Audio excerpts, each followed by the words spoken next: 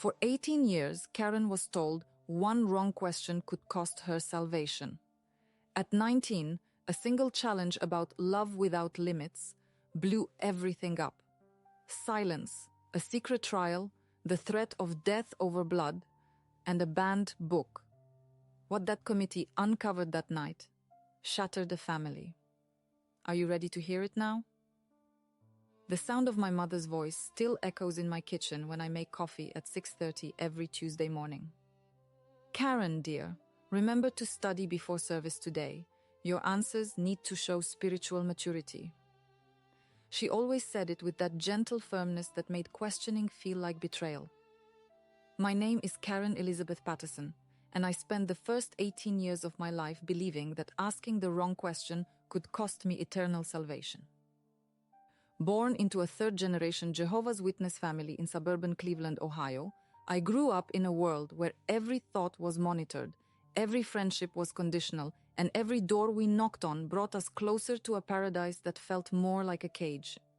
I'm 63 now, with silver hair that catches the morning light and hands that shake slightly when I hold my coffee cup.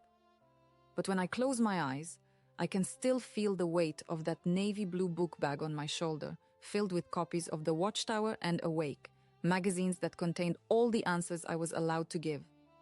I can still smell the particular blend of furniture polish and fear that filled the Kingdom Hall every Tuesday and Thursday evening, every Sunday morning and afternoon. My father, Robert Patterson, was a respected elder in the Riverside congregation. Tall and imposing at 6'2", with steel gray hair, always perfectly combed, and a suit that never showed a wrinkle, he commanded respect not just from our family, but from the entire community of believers.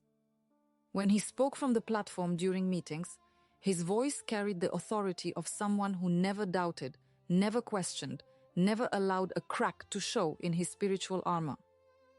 Outside this organization, there is only spiritual darkness, he would remind me during our weekly family study sessions. We would sit around our dining room table every Monday evening at exactly 7 o'clock, with my mother Dorothy setting out our study materials like she was preparing communion. 3 Bibles, 3 copies of whatever book we were studying that month, 3 notebooks, and 3 pens. Always 3 of everything. The Father, the Son, and the Holy Organization, as I secretly called them in the rebellious corners of my mind that I tried desperately to silence. My mother would make chamomile tea and arrange store-bought cookies on her good china plate, the one with tiny blue flowers that she inherited from her mother.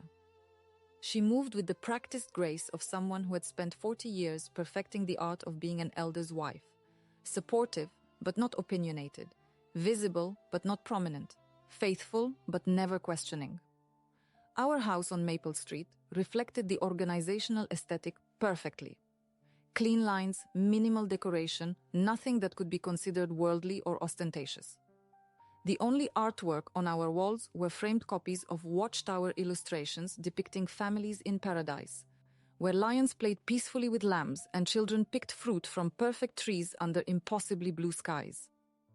My bedroom contained a twin bed with a white wooden frame, a small desk for studying, and shelves lined with publications from the organization. No posters of music groups, no books that weren't approved, no evidence of the teenage dreams that were supposed to be replaced with spiritual goals. Every Saturday morning at 9 o'clock sharp, we would meet at the Kingdom Hall for field service. I can still remember the feeling of buttoning up my conservative blouse, checking that my skirt fell well below my knees, and making sure my hair was pulled back in a way that wouldn't draw unnecessary attention. We lived in a world of unnecessary attention. Everything that made you stand out was suspect. Everything that made you blend in was virtue.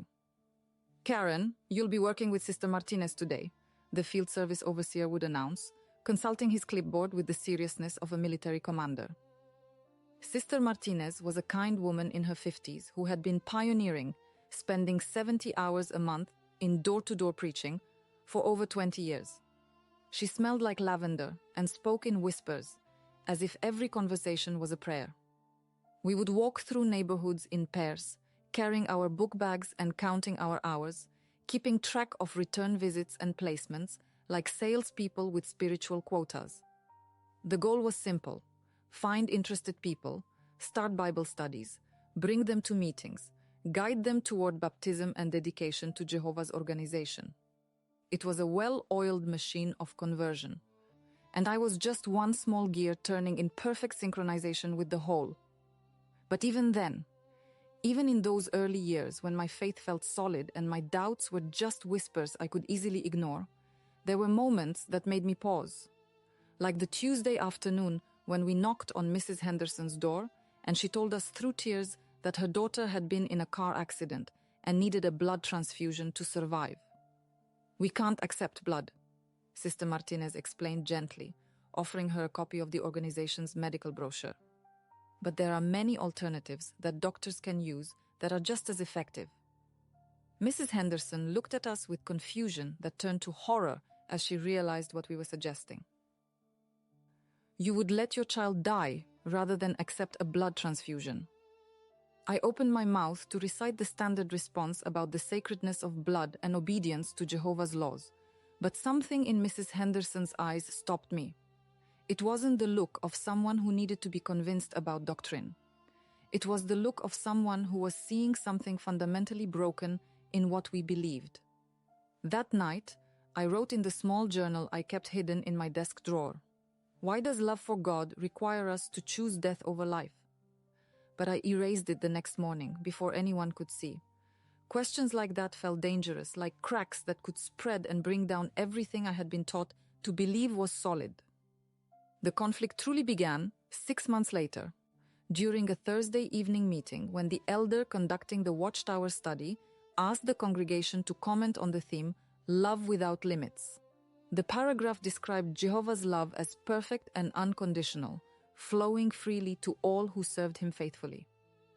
I raised my hand, and when called upon, I heard myself asking, if love is supposed to be without limits, why do we shun family members who have different beliefs? Can real love exist when it comes with conditions and threats? The silence that followed felt like a vacuum, sucking all the air out of the hall. I could feel every pair of eyes in the room turning toward me, some with shock, others with disappointment, a few with what looked like recognition. My father's face had gone completely white, and my mother was staring at her hands as if she could disappear into them.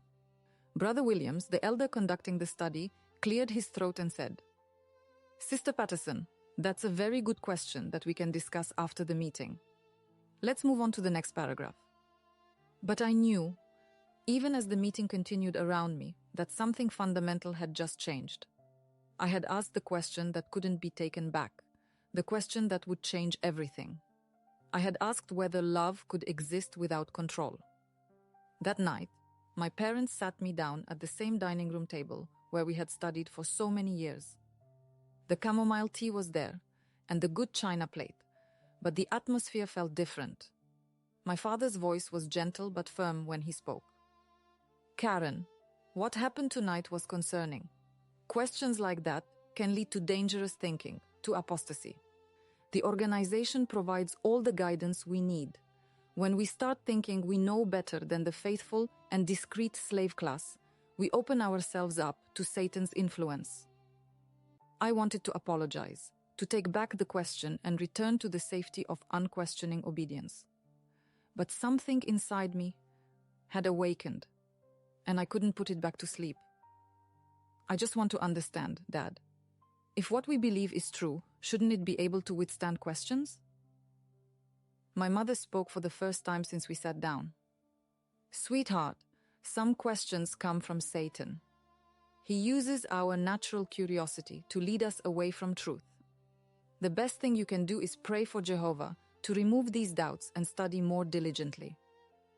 I nodded and promised to be more careful with my words. But privately, I knew that prayers and study weren't going to silence the questions that were multiplying in my mind. The seed of doubt had been planted, and no amount of spiritual discipline could stop it from growing. From that night forward, I began to see things differently. I noticed how questions were discouraged, how dissent was labeled as spiritual weakness, how love always came with conditions that required absolute obedience. I started paying attention to the fear in people's eyes when certain topics came up, the way conversations stopped when someone strayed too close to forbidden thoughts. And I began to understand that I was living in a system where love was not a gift freely given, but a reward that had to be earned through perfect compliance. The question I had asked in that Thursday night meeting would haunt me for months to come, and eventually it would cost me everything I had ever known. The weeks following my question at the Thursday meeting felt like walking through a minefield where every step could trigger an explosion. My parents watched me with the careful attention of nurses, monitoring a patient who might relapse at any moment. Every comment I made during family study was analyzed. Every expression was scrutinized for signs of continued spiritual weakness.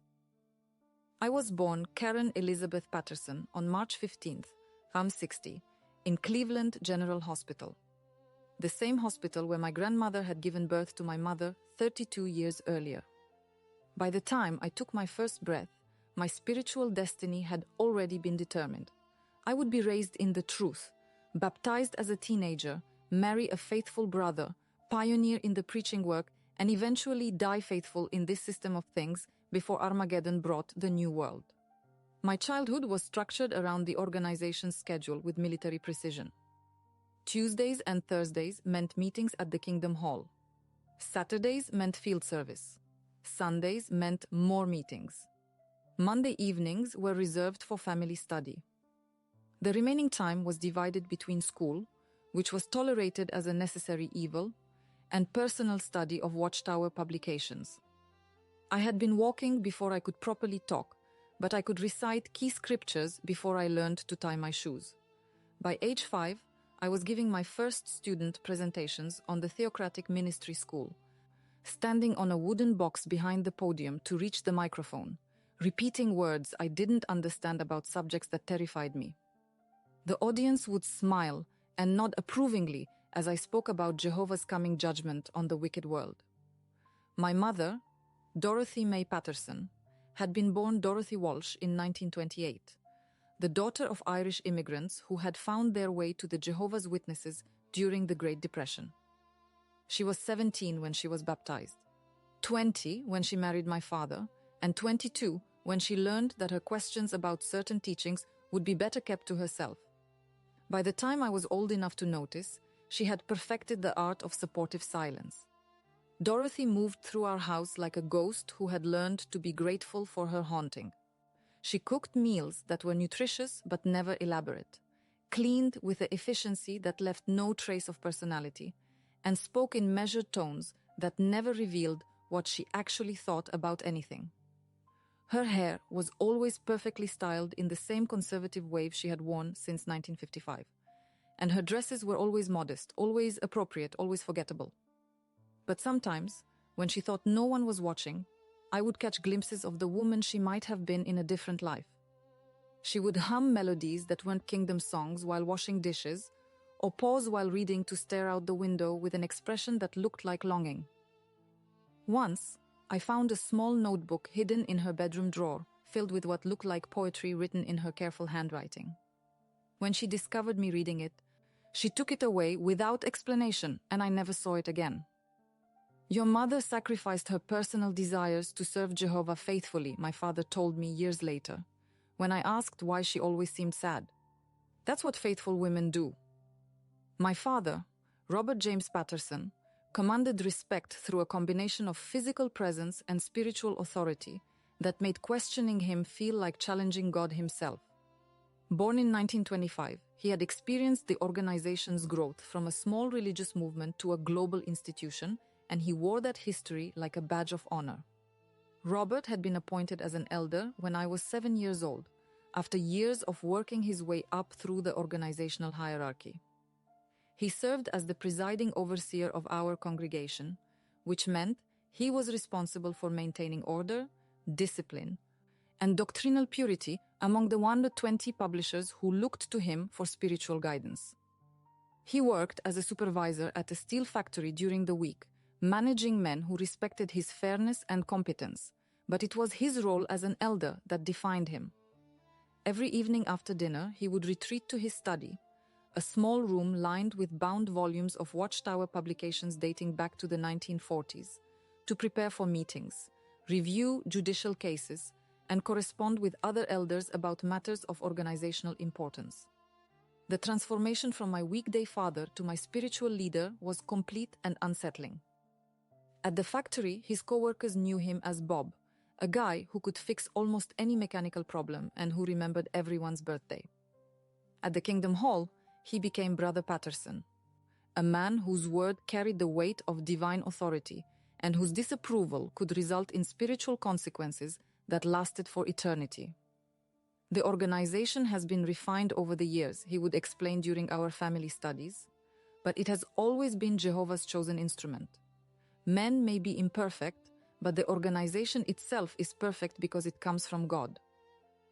The contradiction between these two versions of my father created a cognitive dissonance that I couldn't resolve. How could the same man who taught me to think critically about mechanical problems at his workplace demand that I accept religious teachings without question? How could someone who valued honesty and integrity in his secular job participate in a system that required absolute conformity of thought? My extended family provided a perfect illustration of what happened to people who made different choices about the organization. My father's brother, Uncle Tom, had been disfellowshipped when I was 12 years old for what the elders called unrepentant adultery. In reality, Tom had divorced his abusive wife and remarried a kind woman who made him happy, but the organization's rules about divorce and remarriage left no room for circumstances or nuance. Before his disfellowshipping, Uncle Tom had been a regular fixture at family gatherings, bringing his loud laugh and terrible jokes that made everyone groan and smile simultaneously. He worked as a mechanic and had a gift for explaining complicated things in simple terms. He was the uncle who taught me to change a tire, who slipped me extra dessert when my parents weren't looking, who remembered that I liked science fiction books and would bring me new ones from the library. After the announcement of his disfellowshipping, Uncle Tom became invisible. We would cross the street if we saw him coming. If he called, we hung up. If he sent letters, they were returned unopened. The man who had been part of our family for my entire life was suddenly treated as if he had died, except that we couldn't even grieve for him properly because grieving would suggest that we missed someone we were supposed to consider spiritually dead. It hurts us more than it hurts him, my mother would say when she thought I wasn't listening to her conversations with other sisters about Tom's situation. But it's necessary to maintain the purity of the congregation. I began to understand that love in our organization was conditional on obedience, and that the conditions could change without warning. What was acceptable behavior one year might become a disfellowshipping offense the next, depending on new understanding from the organization's leadership in Brooklyn. The threat of becoming like Uncle Tom hung over every interaction I had with other young people in the congregation. We were taught to monitor each other for signs of spiritual weakness and to report concerns to the elders. Friendship was encouraged, but only within carefully defined boundaries that could be revoked at any moment if someone stepped out of line. My closest friend in the congregation was Jennifer Morrison, a girl my age whose father was also an elder. Jennifer and I had grown up together in the truth, been baptized within months of each other, and shared the unique bond of being elders' daughters who understood the additional pressure that came with our family positions. But even with Jennifer, I learned to edit my thoughts carefully. When doubts crept into my mind, I pushed them down. When questions arose during meetings, I kept them to myself. When I felt curious about things the organization discouraged, college, careers, relationships with non-believers, I treated those feelings like symptoms of a spiritual illness that needed to be cured through more prayer and study. The irony was that the more I studied, the more questions I had. I began to notice contradictions between what the Bible actually said and what the organization thought it said. I started paying attention to the way certain scriptures were taken out of context to support predetermined conclusions. I observed how new understandings replaced old ones without any acknowledgement that the previous teachings had been wrong. During the summer before my 19th birthday, I was assigned to work with Sister Ruth Collins, a woman in her 70s who had been pioneering for over 40 years. Sister Collins had a sharp mind and an impressive knowledge of scripture, but she also had something I rarely encountered in the organization: intellectual honesty. One hot July afternoon, as we sat in her air-conditioned car between door-to-door visits, I finally worked up the courage to share some of my questions with her. I told her about my confusion regarding the blood transfusion doctrine, about my concerns over the treatment of disfellowshipped family members, about my growing discomfort with the organization's claim to be God's exclusive channel of communication. Instead of giving me the standard responses about trusting the organization and avoiding dangerous thinking, Sister Collins sat quietly for several minutes before speaking. "Karen," she said finally, "I've been in this organization for most of my life, and I've seen many changes. Some of those changes were improvements, but some of them made me uncomfortable too." She paused and looked out the car window at the suburban street where we were working. "But I've learned that there's a difference between having questions and acting on them. Questions can stay private. Actions have consequences that affect other people." It was the closest thing to validation I had ever received for my doubts, but it was also a warning. Sister Collins was telling me that she had learned to live with contradictions, to compartmentalize her concerns, to choose peace over truth when the two came into conflict. That conversation marked a turning point in my understanding of how the organization functioned. It wasn't a place where truth was discovered through honest investigation. It was a place where truth was predetermined by authority figures, and everyone else was expected to find ways to make peace with whatever they were told to believe. The weight of that realization was crushing. I had been raised to believe that we were different from other religions because we spoke truth and followed the Bible closely. But I was beginning to see that we were just another human institution, with all the flaws and contradictions that implied, except that we claimed divine authority for our human mistakes. By the time autumn arrived, I had developed a sophisticated internal filing system for managing my cognitive dissonance. Drawer 1 contained the beliefs I was supposed to express publicly. Drawer 2 contained the doubts I was supposed to suppress privately. Drawer 3 contained the growing awareness that these two drawers were fundamentally incompatible, and that eventually I would have to choose which one to keep. The choice would be forced upon me sooner than I expected, and when it came, it would change everything. The autumn of 19th brought changes that would unravel everything I thought I knew about my life and my faith.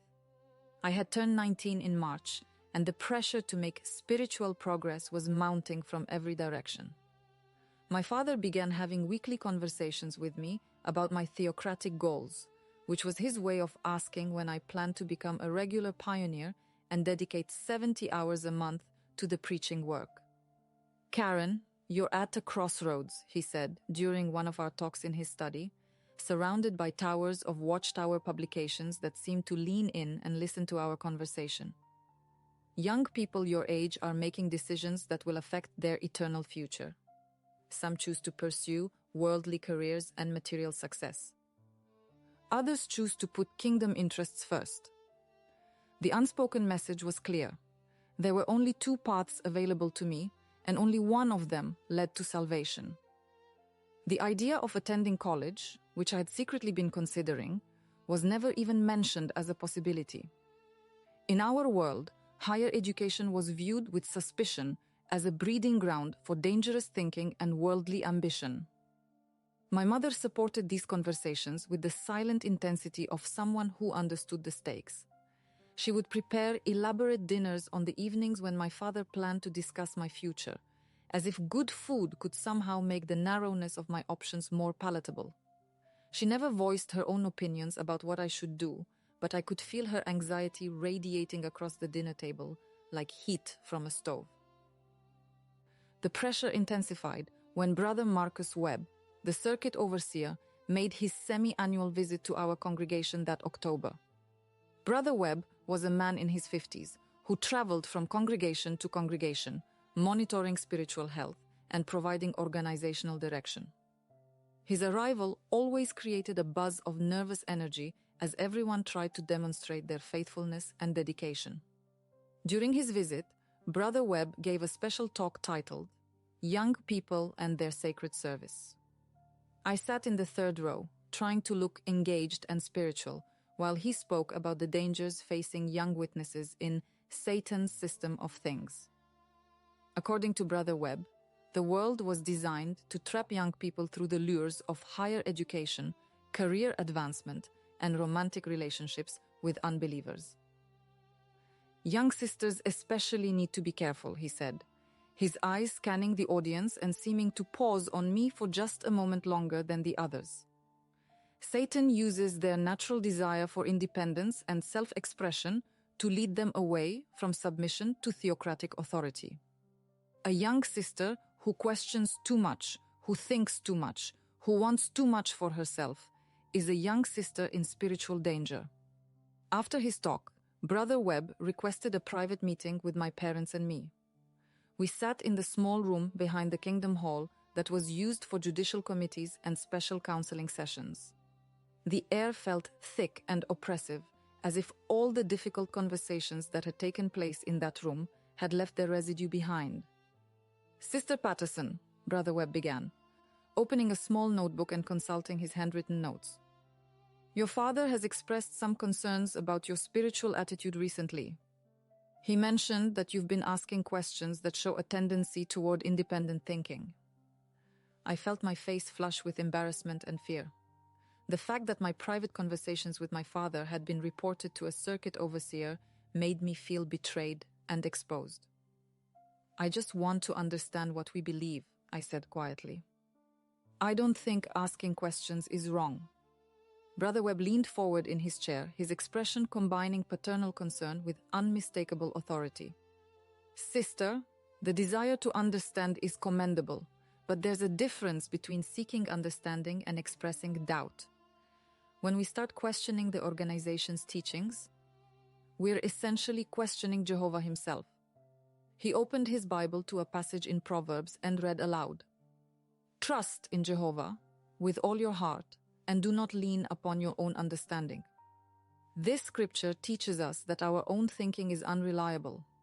The faithful and discreet slave class provides all the understanding we need. The conversation continued for nearly an hour, with Brother Webb explaining how my questions were evidence of pride and spiritual immaturity. He recommended that I increase my meeting attendance, spend more time in personal study, and consider applying to become a regular pioneer as soon as possible. Most importantly, he suggested that I avoid any activities or relationships that might feed my tendency toward independent thinking. "Sometimes," he said as we prepared to leave, "Jehovah allows young people to experience spiritual difficulties so they can learn to rely on his organization completely. This may be your test, Sister Patterson. How you respond will determine your spiritual future." That night, I lay in my bed staring at the ceiling and trying to process what had happened. The organization that claimed to love me had essentially told me that my mind was the enemy, that my questions were symptoms of spiritual disease, and that my only hope for salvation was to stop thinking for myself completely. The weeks following Brother Webb's visit were among the most difficult of my young life. I felt like I was under constant surveillance, with every word and action being evaluated for signs of continued rebelliousness. My parents' conversations with me became stilted and careful, as if they were following a script designed to guide me back to proper thinking. During this period, I began to pay closer attention to how the organization handled dissent and disagreement.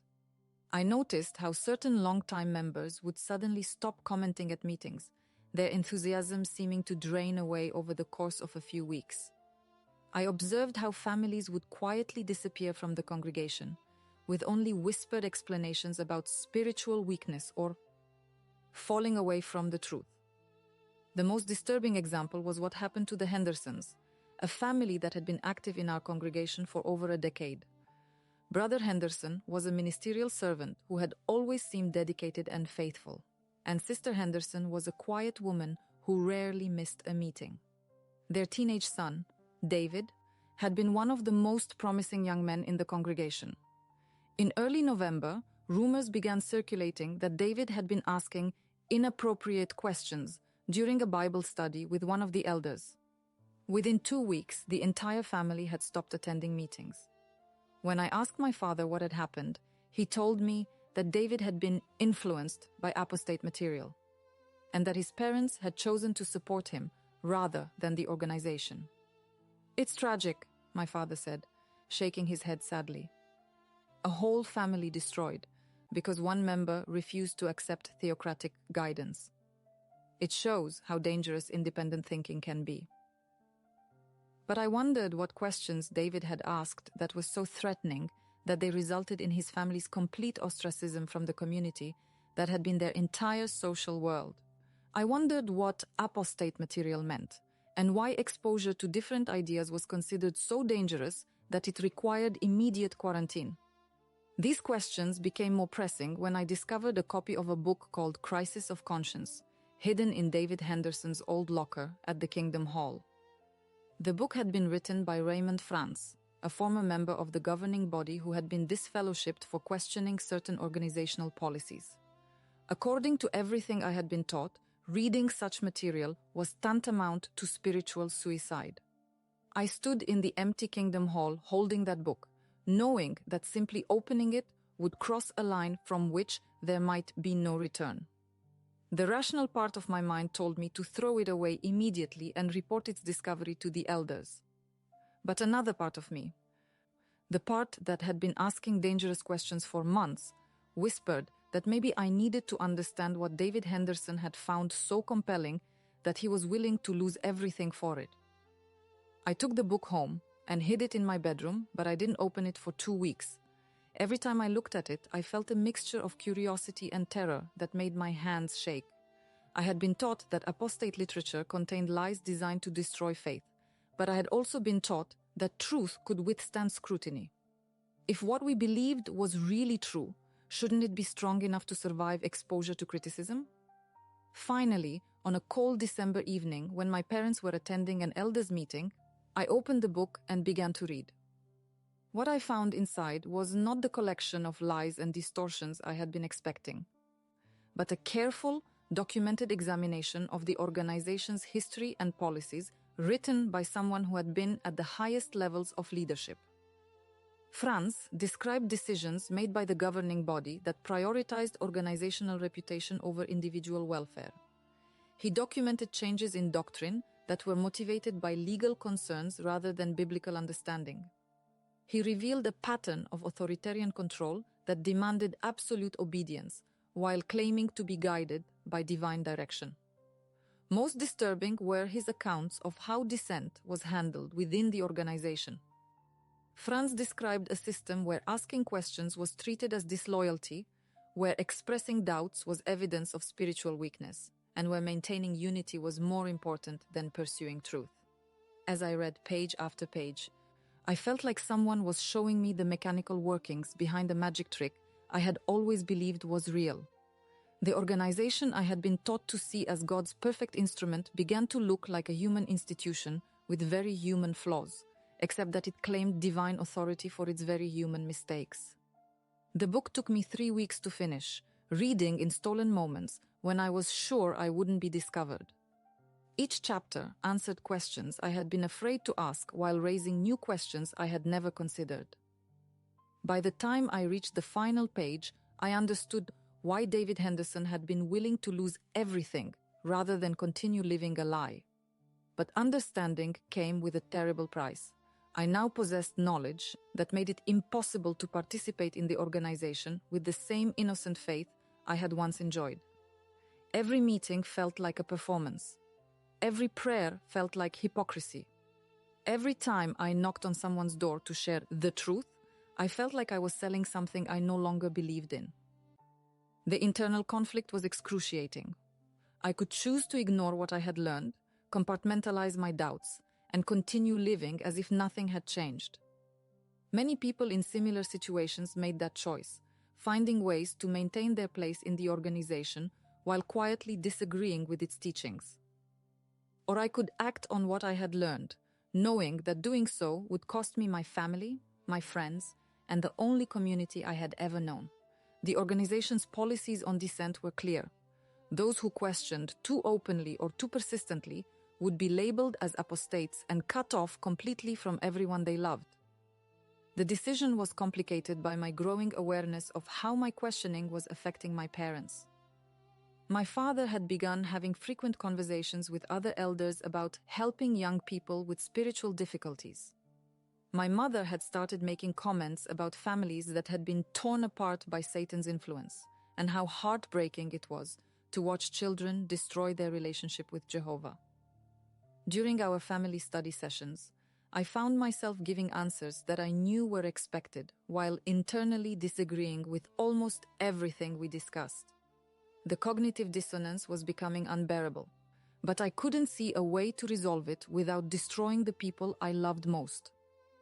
Christmas of 1970 passed in its usual somber fashion, with our family pointedly ignoring the holiday while the rest of the world celebrated around us. But this year, the contrast felt more stark and artificial than ever before. I found myself wondering why showing love through gift-giving was considered pagan, why celebrating the birth of Christ was forbidden to Christians, why joy was suspicious unless it was the carefully regulated joy approved by the organization. On New Year's Eve, as 1980 approached, I made a resolution that would change everything. I decided that I could no longer live divided against myself. I would find a way to be honest about my doubts, even if honesty cost me everything I had ever known. The opportunity came sooner than I expected during the first Watchtower study of the new decade. The article was about maintaining unity in the congregation, and it emphasized the importance of submitting to organizational authority, even when we didn't understand or agree with specific policies. When the conductor asked for comments on the paragraph about trusting the faithful and discreet slave class, I raised my hand. My heart was pounding so hard I could hear it in my ears, but I knew that if I didn't speak now, I might never find the courage again. I have a question about that paragraph, I said when called upon. It talks about trusting the organization even when we don't understand their reasoning. But doesn't the Bible say that we should make sure of all things? How can we be sure of something we're not allowed to question? The silence that followed was absolute. I could feel every person in the Kingdom Hall staring at me, some with shock, others with disapproval, a few with what looked like recognition. My father's face had turned completely white, and I could see my mother's hands trembling as she clutched her Bible. Brother Williams, who was conducting the study, cleared his throat and said, "Sister Patterson, that's an interesting observation that we should discuss privately after the meeting. Let's move on to the next paragraph." But I knew that there would be no private discussion that could undo what I had just done. I had crossed the line from private doubt to public questioning, and there was no way back. The path to the climax of my story had begun, and it would end with either my complete submission or my complete separation from everything I had ever known. As the meeting continued around me, I felt a strange sense of peace settle over me. For the first time in months, I had spoken the truth about what I was thinking. Whatever happened next, at least I would no longer have to live divided against myself. The boy I had been was gone. The woman I was becoming would have to find her own way in a world that had suddenly become much larger and much more uncertain than the narrow confines of the organization I was about to leave behind. The meeting ended with the usual song and prayer, but the atmosphere felt charged with unspoken tension. As people filed out of the Kingdom Hall, I could feel the weight of their stares and whispered conversations. Some longtime friends avoided making eye contact with me entirely, while others offered tight smiles that didn't reach their eyes. My parents gathered their materials in silence, their movements careful and deliberate, as if they were handling explosives that might detonate at any moment. The drive home was excruciating. 15 minutes of complete quiet, broken only by the sound of the car's engine and my father's occasional clearing of his throat. "We need to talk," my father said as soon as we walked through the front door. His voice carried a gravity I had rarely heard before, the tone he reserved for the most serious matters of congregation discipline. We sat in our familiar positions around the dining room table, but everything felt different now. The chamomile tea remained unmade, the good china stayed in the cabinet, and the careful rituals of family discussion were abandoned for the raw urgency of crisis management. "Karen," my father began, his hands folded on the table in front of him. "What happened tonight was completely inappropriate. You embarrassed our family and created doubt in the minds of weaker members of the congregation." I looked at his face, searching for some trace of the man who had taught me to ride a bicycle and helped me with homework. But I saw only the elder who was responsible for maintaining organizational unity. "Dad, I was just asking a question. Isn't that what Bible study is supposed to be about?" "That wasn't Bible study," he replied sharply. "That was a challenge to theocratic authority." There's a difference between seeking understanding and sowing seeds of doubt. My mother spoke for the first time since we had sat down, her voice barely above a whisper. "Sweetheart, you don't understand how dangerous this is. Questions like that can destroy faith. They can destroy families." "But what if the questions are valid?" I asked, feeling the words tumble out of me with a force I couldn't control. "What if there are real problems with what we're being taught? Shouldn't truth be able to withstand examination?" The silence that followed was deafening. My father's face had gone completely rigid, and my mother was staring at her hands as if they held answers to questions she was afraid to ask. "Karen Elizabeth Patterson," my father said finally, using my full name in a way that made me feel like a child being called to account for breaking something valuable. "Are you telling me that you've been reading apostate material?" The question hung in the air between us like a sword waiting to fall. I knew that my answer would determine everything that happened next, that this was the moment when I would either surrender my integrity or sacrifice my family. "I've been reading and thinking," I said carefully. "I've been trying to understand why asking questions is considered dangerous in an organization that claims to love truth." "That's not an answer," my father pressed. "Have you or have you not been exposing yourself to literature that opposes the organization?" I looked at my parents, these people who had raised me, who had taught me right from wrong, who had claimed to love me unconditionally, and I realized that their love had always come with conditions I was only now beginning to understand. "Yes," I said quietly. "I read Crisis of Conscience, and everything I read made sense of questions I've been having for months." My mother gasped as if I had announced that I had been diagnosed with a terminal illness.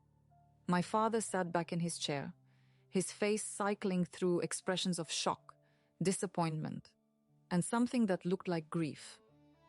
"Then you've been poisoned," he said finally. "Apostate literature is designed to destroy faith, to twist truth into lies.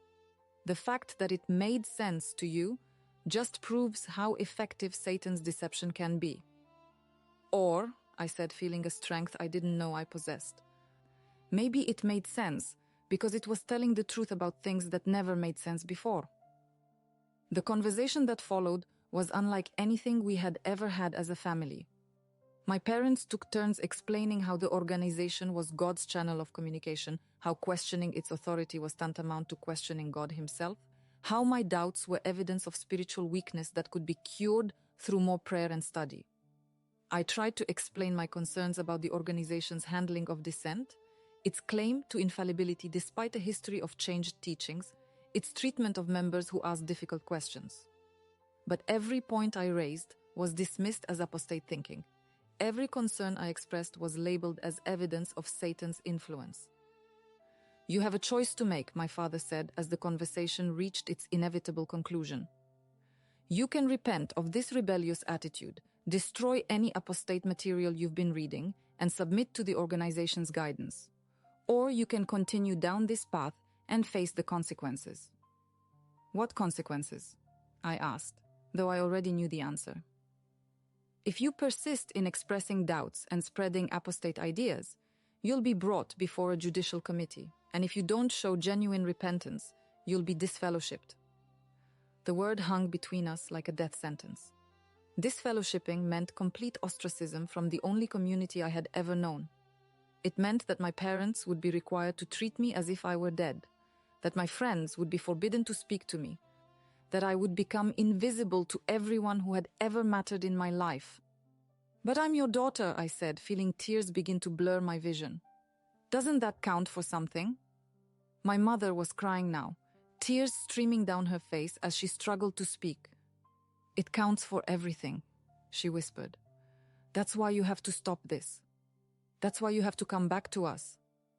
I looked at these two people who had shaped my entire understanding of love, loyalty, and truth, and I realized that they were offering me a choice that wasn't really a choice at all.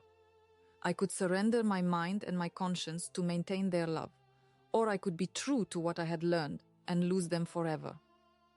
The decision felt like dying, but I knew what I had to do. "I can't unknow what I know now," I said finally. "I can't pretend to believe things that don't make sense just to avoid consequences. If that means losing everything, then I guess that's what it means." My father stood up from the table, his movements slow and deliberate, as if he were performing a ritual he had practiced many times before. "Then you've made your choice, and now we have to make ours." He walked to the phone and dialed a number I knew by heart. The number for Brother Williams, the elder who had been conducting the Watchtower study that evening. I listened as he explained what had happened during our family discussion, his voice professional and detached, as if he were reporting on a stranger rather than his own daughter. When he hung up the phone, he turned to look at me with eyes that seemed to see right through me to something beyond. "A judicial committee will be formed to address your case. You'll be notified of the time and date. Until then, you're restricted from commenting at meetings or participating in the preaching work." And just like that, the climax of my story was complete. I had chosen truth over comfort, integrity over belonging, and my own conscience over the love of my family. The consequences of that choice would unfold in the days and weeks to come, but the fundamental decision had been made. I was no longer the obedient daughter who asked no questions.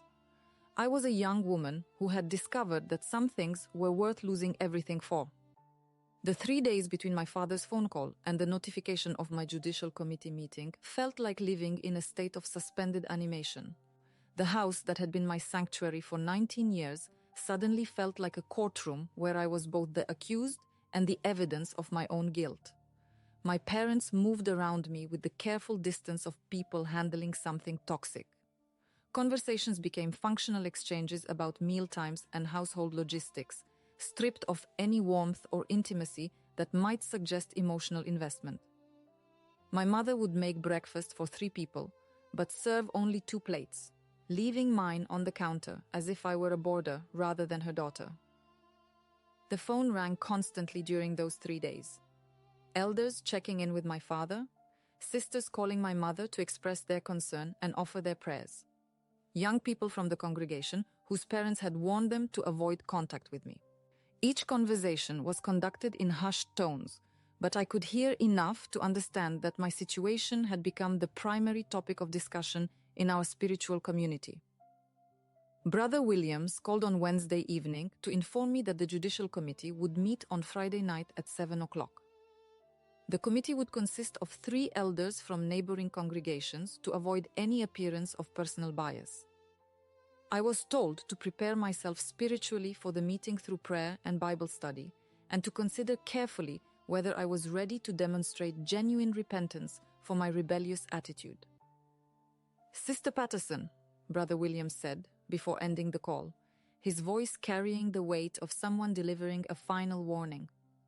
"This is a serious matter with eternal consequences. I encourage you to search your heart and ask yourself whether your pride is worth more than your relationship with Jehovah." After hanging up the phone, I sat in my bedroom and tried to prepare for what would essentially be a trial where the verdict had already been determined. I knew that the committee would not be interested in discussing the validity of my concerns or examining the evidence that had led to my doubts. Their sole purpose would be to determine whether I was willing to renounce my questions and submit to organizational authority. I spent Thursday evening writing in my journal, trying to clarify my thoughts and prepare for the questions I knew they would ask. The writing helped me understand that I had already crossed a line from which there was no return. Even if I could convince the committee that I was repentant, even if I could find a way to maintain my place in the organization, I would never again be able to participate with the innocent faith I had once possessed. Friday morning brought an unexpected visitor. Sister Collins, the elderly pioneer who had worked with me in field service and who had been the first person to acknowledge that my questions might have validity, knocked on our door at 9 o'clock with a plate of homemade cookies and a concerned expression. "Karen, dear," she said when my mother reluctantly allowed her inside, "I heard about tonight's meeting, and I wanted to talk to you before you face the committee." We sat in the living room while my mother hovered nearby, clearly uncomfortable with the conversation, but unwilling to ask Sister Collins to leave. The older woman's presence carried authority that came from decades of faithful service, and even my parents respected her enough to allow her some latitude in addressing my situation. "I know what it's like to have doubts," Sister Collins said quietly, her eyes never leaving my face. "I've been in this organization for 45 years, and I've seen many changes, some good and some difficult to understand. But I've learned that sometimes we have to accept that our understanding is limited." She paused and glanced toward my mother before continuing. "The committee tonight isn't really about whether your questions are valid. It's about whether you're willing to trust the organization despite your questions. Sometimes faith means believing even when we don't understand."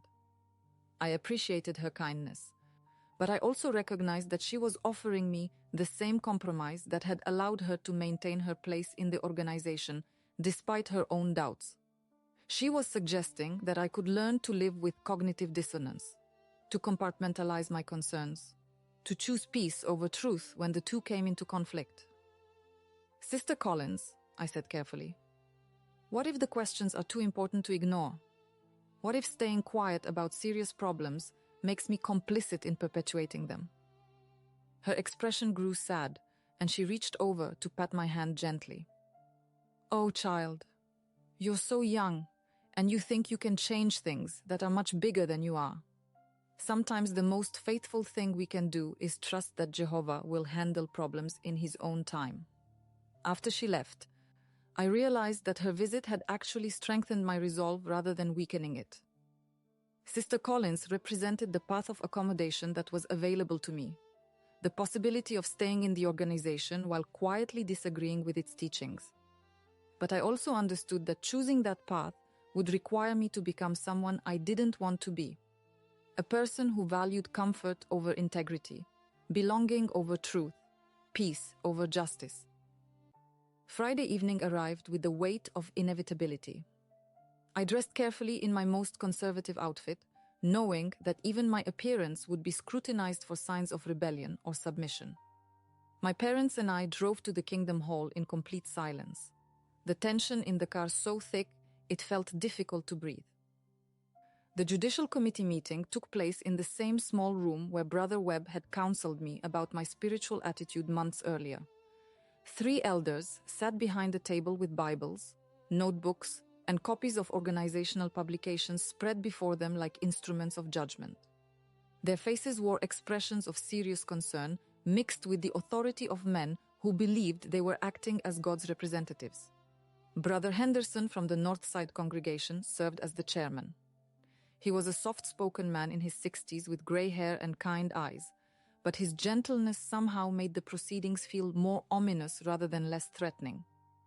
The other 2 elders, Brother Martinez and Brother Thompson, were younger men I recognized from circuit assemblies but had never spoken with personally.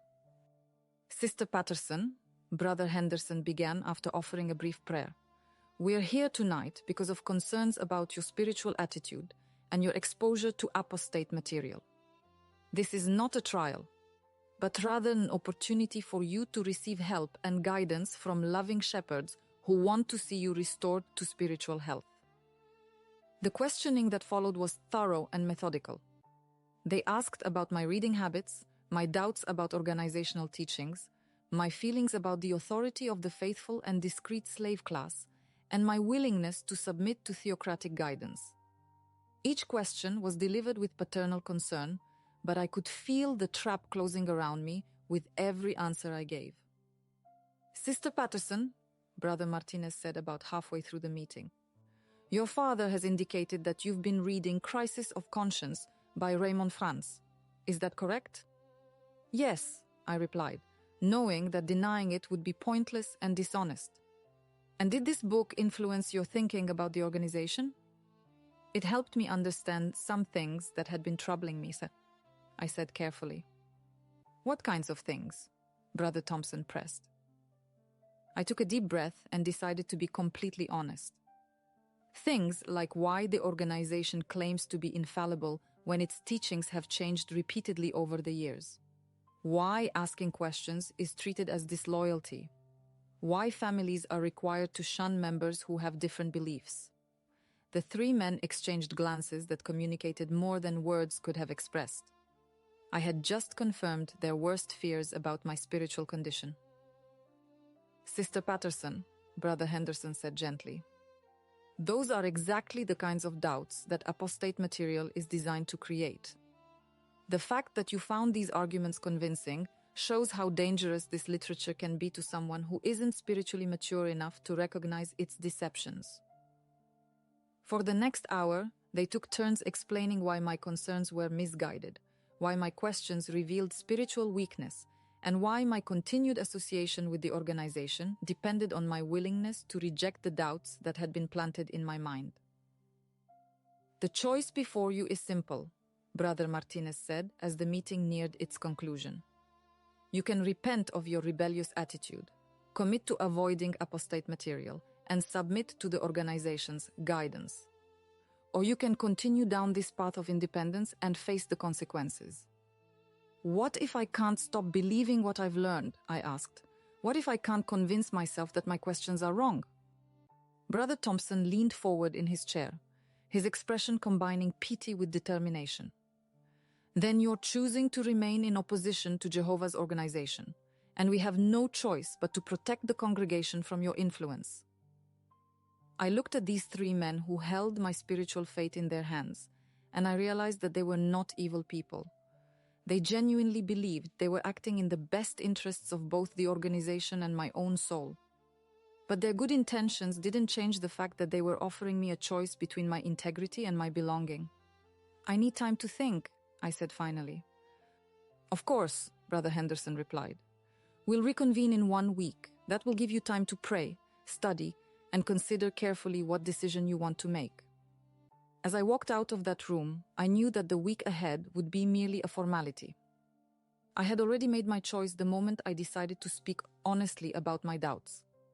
The committee was simply following a process that would lead inevitably to my expulsion from the only community I had ever known. But for the first time in months, I felt a sense of peace about what was coming. I had chosen truth over comfort, and whatever the cost, I would pay it with my head held high. The week between my judicial committee meeting and the final verdict passed in a strange haze of clarity and grief.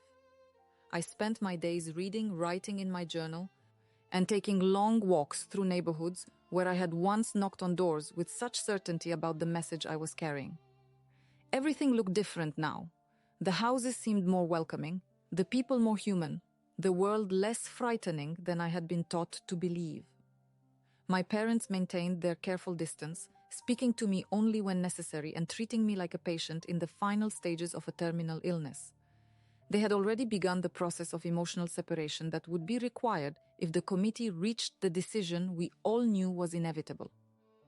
On Wednesday evening, Brother Henderson called to inform me that the committee had reached their conclusion and would announce their decision after the following Sunday's meeting. His voice carried a sadness that seemed genuine, but also a finality that left no room for hope. "Sister Patterson," he said before ending the call, "I want you to know that this decision brings no joy to any of us. We all hope that someday you'll find your way back to the truth."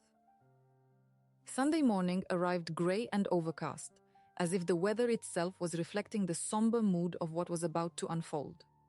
I dressed carefully for what I knew would be my last meeting as a member of the congregation, choosing the same conservative blue dress I had worn for my baptism 3 years earlier.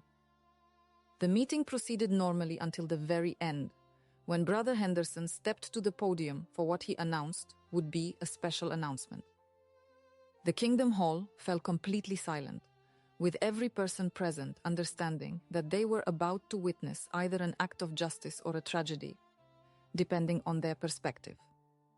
After careful consideration and prayer, Brother Henderson said, his voice carrying clearly through the hushed auditorium, the Judicial Committee has determined that Karen Elizabeth Patterson is no longer one of Jehovah's Witnesses. The announcement hit the congregation like a physical blow. I could hear gasps and whispers, could feel the collective shock of people who had watched me grow up in the truth. Some faces showed genuine sadness. Others displayed the grim satisfaction of those who believed that justice had been served. My parents sat in their usual seats in the third row, my father staring straight ahead with his jaw set in rigid control, my mother with tears streaming down her face despite her efforts to maintain composure. In that moment, I understood that they were losing a daughter just as surely as I was losing a family. As people filed out of the Kingdom Hall, I experienced something I had never felt before in that building. Complete invisibility. Friends who had known me since childhood looked through me as if I had ceased to exist. Adults who had watched me give my first presentations on the school now turned away when our eyes met. I had become a ghost, present but unseeable, breathing but spiritually dead. The drive home was our last family moment, though none of us acknowledged it as such. My father drove with mechanical precision while my mother sat in the passenger seat, occasionally reaching up to wipe away tears she couldn't stop. I sat in the back seat, memorizing details I knew I would want to remember later. The smell of my mother's perfume, the sound of my father's breathing, the familiar creak of the car's upholstery. That afternoon, I packed my belongings into 2 suitcases and a small cardboard box. 19 years of life fit surprisingly easily into such a small space. I left behind the Watchtower publications that had filled my shelves, the meeting clothes that had defined my identity, the photographs that showed me smiling at assemblies and conventions I could no longer attend. My parents watched from the living room as I carried my bags to the front door. The silence stretched between us like a chasm that could never be bridged, filled with all the words we couldn't say and all the love we couldn't express without betraying the loyalties that now divided us. "This doesn't have to be permanent," my father said finally, his voice thick with emotion he was struggling to control. "If you ever want to come back, if you ever want to make things right with Jehovah, the door is always open." I wanted to tell him that I loved him, that leaving wasn't a rejection of him personally, but a choice to live according to my own conscience. I wanted to tell my mother that her tears were breaking my heart, that I wished there was a way to honor both her love and my own integrity. But I knew that any words I spoke would only make the separation more painful for all of us. "I know," I said simply, and walked out the door of my childhood home for the last time as their daughter. The months that followed were the most difficult and the most liberating of my life. I found a small apartment across town, got a job at a local bookstore, and began the terrifying process of building a life outside the only community I had ever known. The loneliness was crushing at times, but it was also clean and honest in a way that my life in the organization had never been. Slowly, I began to discover who I was when I wasn't trying to be who others expected me to be. I enrolled in community college classes, read books that had been forbidden, made friends who accepted me without requiring me to believe specific doctrines or follow particular rules. I learned that the world was not the frightening place I had been taught to fear, but rather a complex and beautiful space filled with people who were struggling with the same questions about meaning and purpose that had driven me away from the organization. Now, 43 years later, I can look back on that young woman who chose truth over comfort and feel proud of her courage. The price she paid was enormous, the loss of family, friends, and community that has never been fully healed. But the alternative would have been the slow death of living a lie, the gradual erosion of everything that made her who she was. My parents are both gone now. Having lived their entire lives within the organization they believed was God's exclusive channel of truth. We never reconciled, never found a way to bridge the gap that religious doctrine had created between us. That remains the great sadness of my story, the cost that even decades of freedom cannot fully heal. But I have no regrets about the choice I made. I learned that love without freedom is not really love at all, that truth that cannot be questioned is not really truth, and that courage is not the absence of fear, but the decision to do what is right despite being afraid. Today, I still live in Cleveland, still drink chamomile tea in the evenings, still remember the sound of my mother's voice calling me to family study. But I drink my tea in freedom, surrounded by books I chose to read, and friends who love me, not because I believe the right things, but because of who I am as a human being. Tell me, I often ask the young people who sometimes come to me with their own stories of religious doubt and family pressure. What is the point of saving a life that isn't really yours to live? That question, which began my journey away from the organization of my birth, continues to guide my journey toward whatever truth awaits in the years ahead. This is a real story, shared by one of our subscribers. Thank you so much for trusting us. If you also have a story you'd like to share, write in the comments. We'll be very happy to tell your story on our channel.